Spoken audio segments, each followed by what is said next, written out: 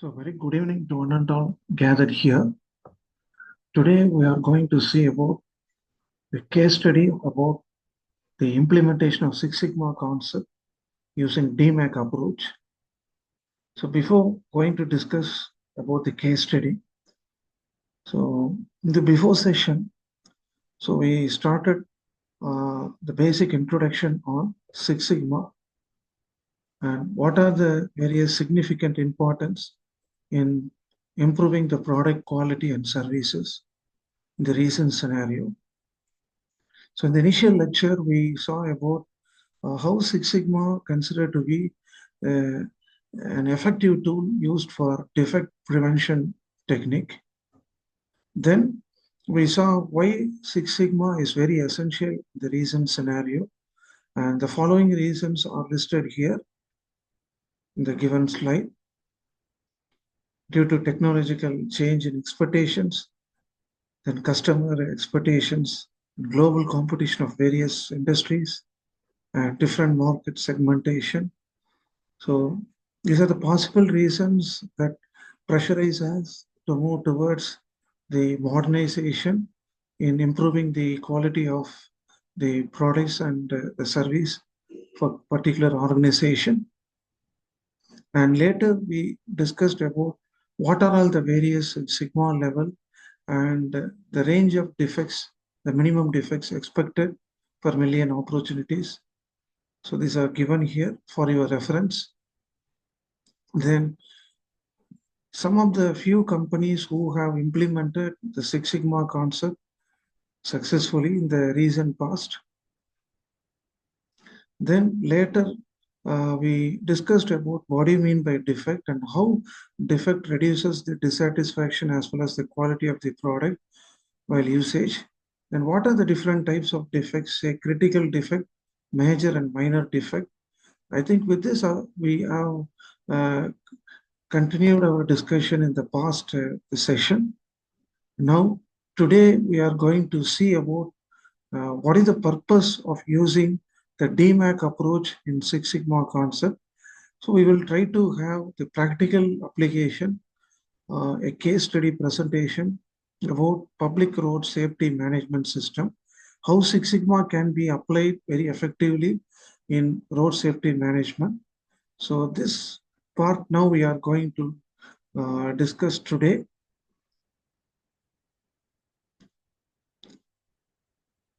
We will straight away move on to the case study presentation. So this slide tells about the overall the case study summary about the problem. Say let us consider a team of 3 members in the group. So consisting of 1 faculty and 2 student members. So these 3 members have collected various information by traveling at different destination in order to reach the college.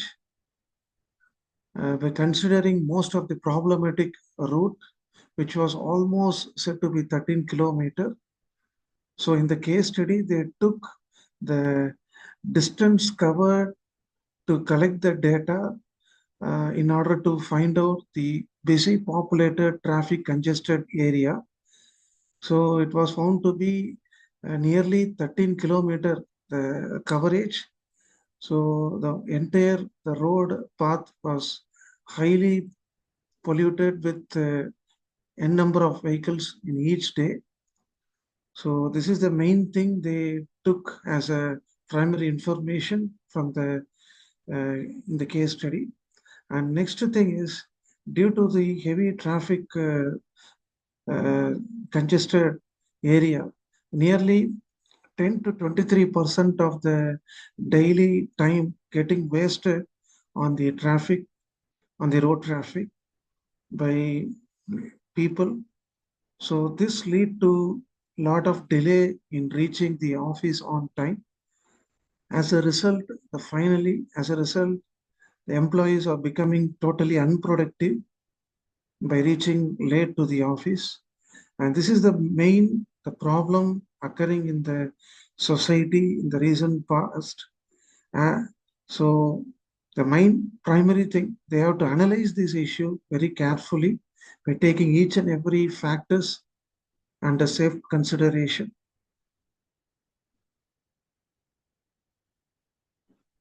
So here, the type of methodology, the tool and techniques used here is Six Sigma DMAC approach.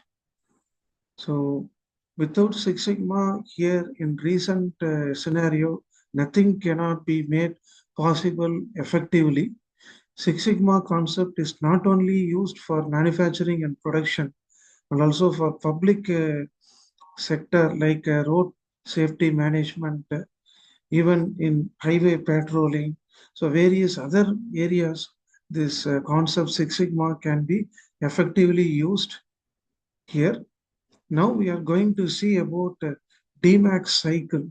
So what do you mean by DMAC? What is the expansion of the DMAC? So the first one, define. D stands for define. The next one is measure. What is the difference between define and measure? The first stage, we have to fix the goal of the problem statement. So what was the problem exactly observed by surveying within the environment?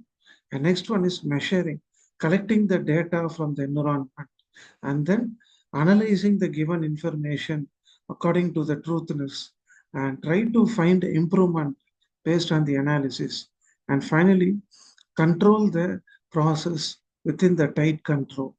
So these are the various five segments in DMAC approach. Let us see one by one all the five different phases. So the first one is define.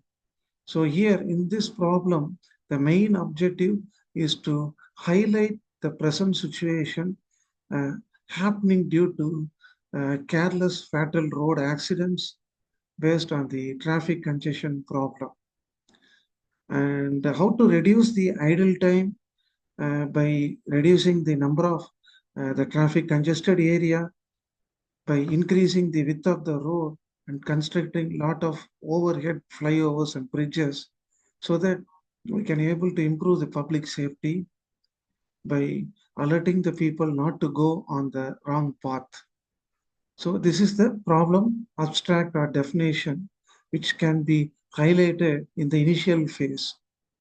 Next one, these are the team member detail which has been given in the initial stage, defined stage of the problem.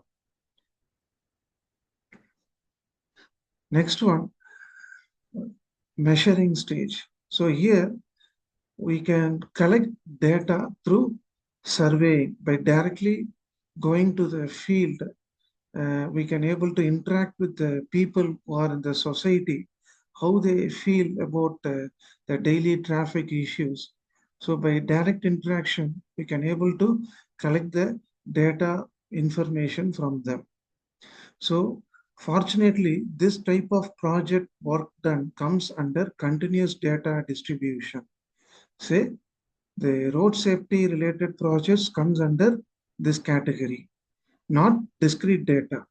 So the continuous data like a number of waiting time per day, that is idle time due to traffic, and what is the overall length or distance of the traffic. Okay, so these informations are considered as continuous data pattern.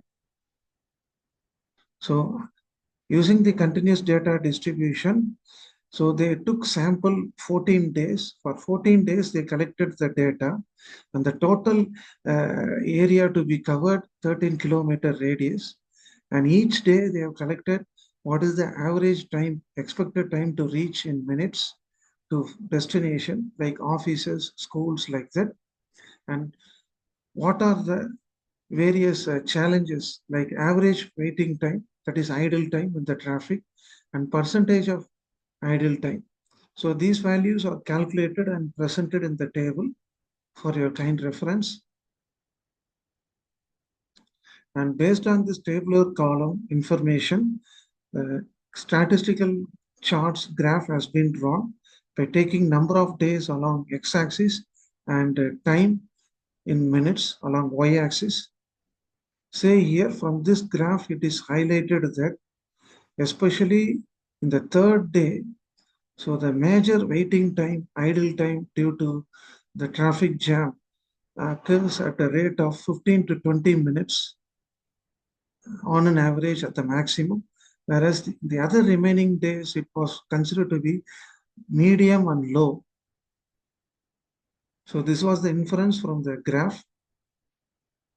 So based on the information collected, so we have to analyze further, finding out the root causes and effect for the above problem in the analysis phase. Here there are two different quality control tools are used to find the cause and effect. So one is fishbone diagram, the other one is Pareto principle, that is 80 by 20 rule. So let us discuss this thing in this analyze phase. The first one is fishbone diagram. It is nothing but identifying the root causes and the side effects for the problem, like a fishbone structure. So here there are different causes: traffic congestion due to vehicle, unethical practice in the roadside, poor lack of road infrastructure, and lack of modernization of township. And the various effects are listed here in the below. So with the help of this, the fishbone diagram, so we can able to highlight the majority of the problem, and this will be the reference point for the people to reduce the drastic accidents due to the traffic congestion problems. Next one is Pareto chart, which follows 80 by 20 logic. So what is 80 by 20 logic? It is nothing but 20% of the small minor problems that will lead to blow up of 80% of major issues in the future. Say if you can't able to control the traffic related issues in the earlier stage, slowly, enormously, it will grow day by day, bigger and bigger. And one fine time, we cannot able to solve this. So the initial stage, we have to take some steps to find out what are the root causes and effect and identify, solve them very immediately. So using Pareto principle, so it is found that the junction J3 and the J2 have large amount of average time, waiting time in seconds it was measured. So here we want to control the traffic in these two junctions. So this was the inference from the graph. So it is given here based on the analysis, the average idle time at junction J3 and J2 causing the most effective serious problem. So we have to improve this in future scenario. Next, fourth phase is the improvement phase. After the thorough critical sensitive analysis of different data collected in the previous segment, the following suggestions for improvement for road safety has been listed here. The first one is maintain a proper licensing system. Try to make it strict by evaluating the process more live and practical, and consider the following kind of illegal practices. So find out what are all the possible illegal practices which are arriving out of it, and try to stop those illegal practices like drunken drive, jumping the traffic signals, driving in the wrong path. So you have to cancel the license for such type of practitioners, individuals who are involving in unethical way. And next thing is we have to improve the continuous and rapid development in the road infrastructure, and due to the rising demand of the vehicle population. An emergency stop must be put every here and there to control the speed of the vehicle in the highway. And we have to increase the height of the divider line and increase the width of the road and put a lot of traffic signals in between for clear indication, and construct more number of flyovers, etc., in order to handle the increased rate of traffic. And the last fifth stage is control phase. So all suggested the changes are taken into consideration as per the project authority, and they have went under the process of widening the road track, increasing the number of the flyovers here and there, appointing special patrol team to monitor the vehicle in the highway, and free toll-free numbers are displayed in the highway in order to communicate any issues in case of emergency. So these are the necessary problems that are sorted out in the control phase. So after going through all the each and every segment, starting from define, measure, analysis, improve, and control, finally it is concluded that use of Six Sigma in public road safety management gives a promising result for the public just by giving lot of advice and discipline how to behave in the public road safety system. So this is very mandatory. Without this, we cannot assure 100% safety in the roadside. So people should not blame the road infrastructure. We people, we have to correct ourselves by maintaining patience while waiting in the traffic. So this thing should be considered as a due weightage. So with this, I finish my lecture for today's class.